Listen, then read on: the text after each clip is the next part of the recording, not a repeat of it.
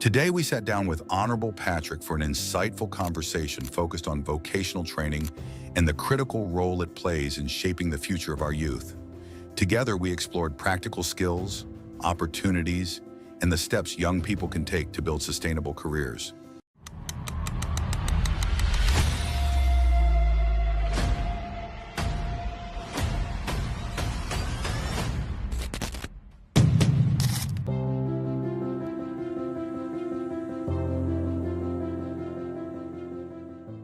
I tell you what, Germany, after the World War, invested so much in technical vocational education. And that is why the Germans are very strong when it comes to skills development. They don't joke with it. And that is the only way we can create a lot of millionaires, a lot of skilled labor, a lot of SMEs, a lot of employment, because most of these skilled people don't rely necessarily on government. They're able to set up their companies, take up their loans, bid for jobs, hire 5 to 10 people, work, generate the necessary revenue that they need to make a living for themselves. Because I ask you, if you ask your friends working with the public service and those of your colleagues who after university try to set up their own thing, those who did take that risk, I believe are doing much better. It's a fact. In this world, you have to take some risks. I'm talking to the youth of this country. You need to take some risk to be able to be successful. You can't rely on monthly salary alone.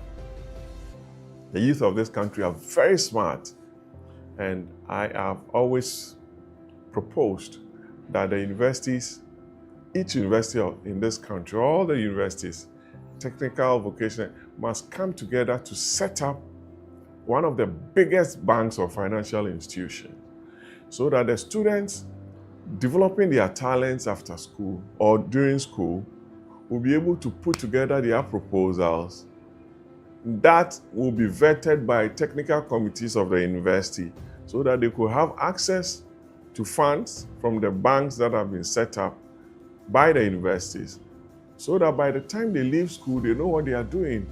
If you talk about joining the services and public service, you realize that majority of them will say no because they would have developed concepts, proposals that the banks would have bought into to be able to create jobs right after school and for groups of friends.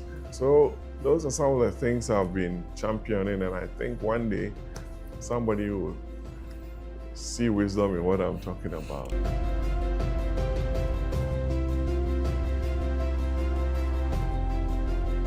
Okay, so you can tell that there's a gap in the provision of infrastructure, even furniture in schools. You can, as a group, set up an entity to be able to produce some of this for the schools, both private and public. The setting up of small printing houses for the printing of books and materials for schools.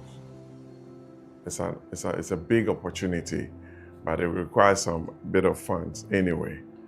But if government is minded to support the youth of this country, some of these things can be achieved.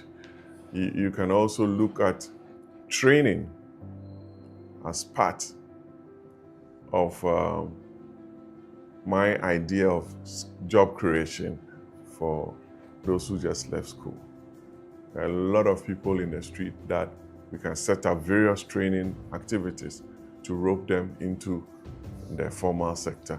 So there are varying skill sets or areas that I believe those who just left school or about to leave can look at and partner their friends.